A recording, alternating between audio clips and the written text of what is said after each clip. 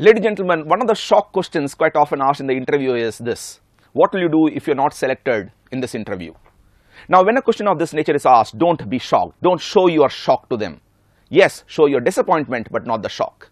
Now, how do I answer questions of this nature? What answers do we generally hear? One of the standard answers we get is, no, sir, I'm very confident I will get selected. Ladies and gentlemen, that is not a good answer.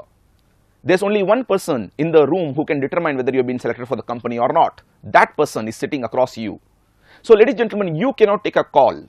So, if it so happens a question is asked if, and understand if basically means a situational question, you can't just stop at that. You have to elaborate what will happen if you're not selected. Learn to elaborate. So, if someone asks me, Abdullah, if you're not selected, what will you do? How do I answer that? Now, what happens? Let's try to understand the logic of it.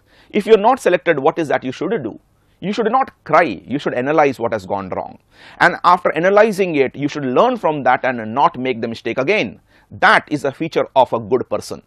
Making a mistake is never a problem. Not learning from it is. So you need to highlight to the company the fact that you're open to learning. And more importantly, even if you do make a mistake, you don't repeat it.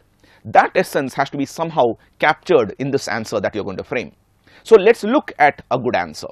So Abdullah, what do you do if you're not selected in this interview? Frankly, if I'm not selected, I'll be a bit disappointed. I'll be disappointed because I worked hard for this interview. I've actually done a lot of work. For the last 1 month, I've been practicing in the written test. I've also been practicing for the interviews. So, yes, I will be disappointed. However, yes, I will learn from these mistakes, and I see to it that the next time I'm not committing the same mistake. Ladies and gentlemen, let's analyze this answer. I use the word disappointment. When would you be disappointed? You would be disappointed when you want something and you have not got it. So by using the word disappointed, you are highlighting the fact that you really wanted that job. Second, I also reiterated the fact that I've done my homework. Now, ladies and gentlemen, if you have seen the whole series of videos, you will notice the fact that in some other question also I had given the same answer. Please don't repeat it. So if you do believe you have already highlighted in the interview the fact that you are prepared for the interview, use it once, don't use it again. But yes, if you have not said it earlier, this is the right time to talk about it. Third, I did highlight the fact that I learned from the mistake and then I will not repeat it. But if you are careful, you notice I never said I will come back to you again. Please do not say that you learn from the mistake and next time when you come back to the company you will do well. Don't say you will come back to the same company, because for all I know, he might say then come back next. Now that is a bad news. Second, you should know quite a few companies have their own policies.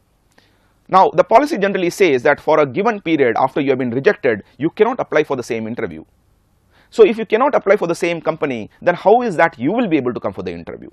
So what is that you are saying? You are saying if I am not selected, then I will prepare well and do well in my next interview. And next interview, you are hinting is not your company but some other company. Ladies and gentlemen, in a way you are telling the company, you don't select me, I go to some other company. Nothing wrong in it. But yes, please say in a modest way, after all, we still need that company. Thank you so much.